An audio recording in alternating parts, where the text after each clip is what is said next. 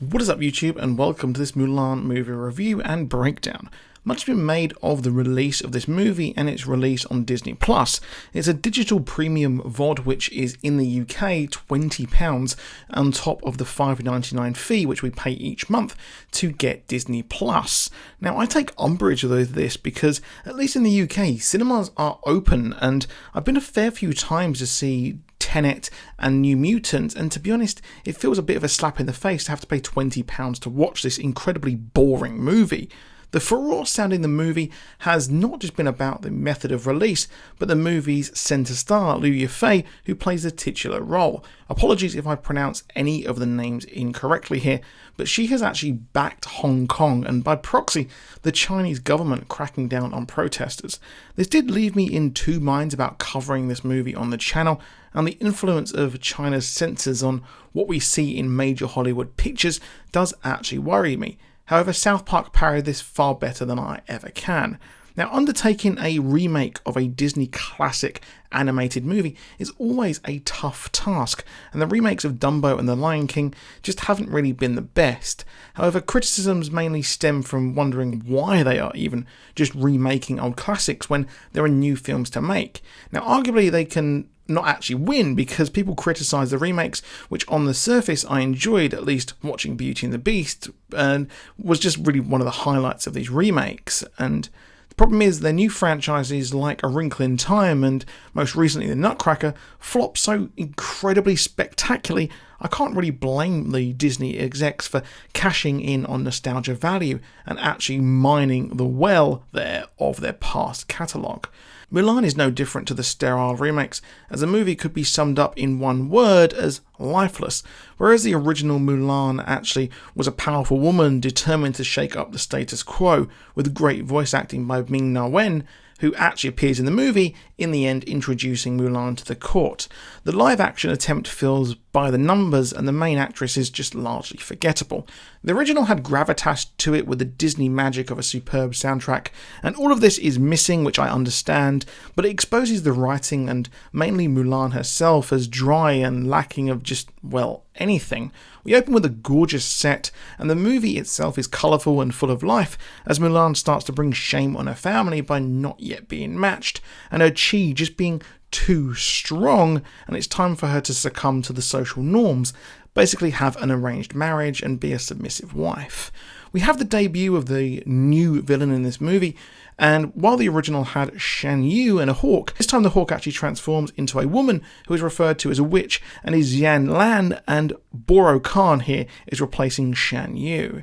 Her story mirrors Mulan's in some way. The witch is a strong female character, only being a villain as she essentially has no place as both being a witch and a powerful woman in Imperial China.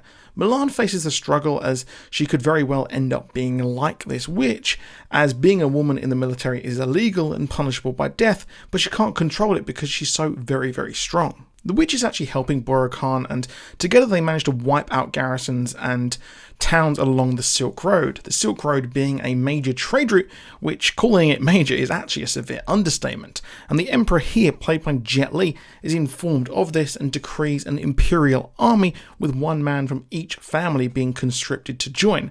This is where our story really begins, as Mulan's father offers his services just like the original to the army, as he only has daughters. But before he can, or at least go off and join everyone, Mulan actually brings shame to her family by being deemed as raised badly, and she ruins the matchmaker's tea set similar to the original. Now, Mulan takes the sword and the family's armour and journeys off towards battle. The movie changes things as Mushu is completely gone and is replaced by a phoenix, which we see as an actual statue, just like Mushu was in the original cartoon. But it's unclear if this phoenix is just a vision, and Cricket is gone too, but a friendly soldier named Cricket is seemingly the replacement. The phoenix guides Mulan and at points when she actually needs to make decisions herself or gets lost, but, well, is just a problem because she's just a lifeless protagonist, and the personality of Mushu is just really missed.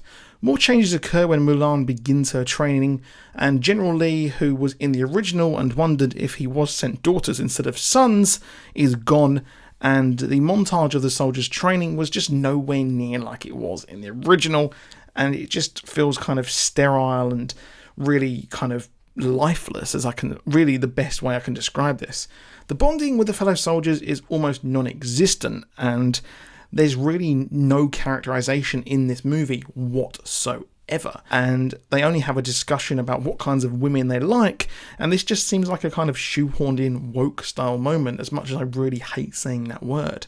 Mulan's hair isn't cut as well, and the hilarious voice changing moment just doesn't hit the same. As I say, it just seems to really lack any soul and feels just copied and pasted, like they've taken out all the parts of kind of the fantastic part of Disney and kind of just really gone with a bland brown movie. I did, however, like that she has to dull herself down even when she is what society wants, and that is a man, as she would stand out due to her strong chi, which some people actually noticed in the movie. The editing of the movie is also incredibly jarring, and the supporting cast also really lack anything, and it feels like the lifeless NPCs you see in old RPG games, just literally there to deliver lines, and that's it. The movie is long at 2 hours and still feels rushed as the training goes by instantly and they move to the battlefield pretty much straight away, and they almost lose, but Mulan goes face to face with the magic Xian witch, and Mulan only loses as she's not fully utilizing her chi as she needs to, and she's living her life as someone else, which actually leaves her to kind of go on and reveal herself to the rest of the soldiers. The antagonist also mentions that she's only the way she is because society made her this way and there was nowhere else for her to go. She's intriguing, but there's no time for backstory here, as both her and really the man she works for are just cookie cutter villains, something the original Disney movies actually had, as they're not really kind of three-dimensional, they're just evil for evil's sake, and this is something that Remake should expand upon if you're going to update it for 2020. To me, this is very similar to the Aladdin movie, all fur coat and no knickers. It looks gorgeous, but it is just the movie version of elevator music. Mulan, in an admittedly stunning scene, does a 400 IQ play on the black-clad villains, but really, that was it. I'm so glad I made notes, otherwise I would have genuinely actually forgot what happened in this movie out of boredom. The Emperor is challenged to single combat, only to be coaxed into a snafu and captured, which just seems so rushed. The witch manages to switch allegiances, but I don't really get her. Did Mulan make her see the error of her ways? Was she going to do this all along? It just didn't make sense, as she was so powerful. Why was she playing second fiddle? I'm just confused at what message this movie is trying to convey. Mulan saves the day and is actually revered by everyone, and I did, like I said, feel lost by all of this. I feel like Disney really needs to actually flip the script and do something different with these remakes, because they're making them pretty much the same as they were before, but taking away what made them so great, the kind of fun, jokey parts, and having a great message. So I would much rather them do something completely different with these originals if the remakes are just going to be what they are and just really pointless, just like The Lion King. Why was that remade when it's animated again in CGI? It just doesn't really make sense. But that's it for this video. I didn't like it. I'm sorry to anyone who did like it. I do get a lot of hate when I don't enjoy a movie, but I was really hoping to enjoy it. But I am going to do a video tomorrow on I'm Thinking of Ending Things, because I absolutely adored Mother. And do check out my boys video I did put up yesterday. Admittedly, subscribers, it did go up a bit late. But that's it for this video. Please drop a like, subscribe with notifications on, and I'll see you soon, and goodbye.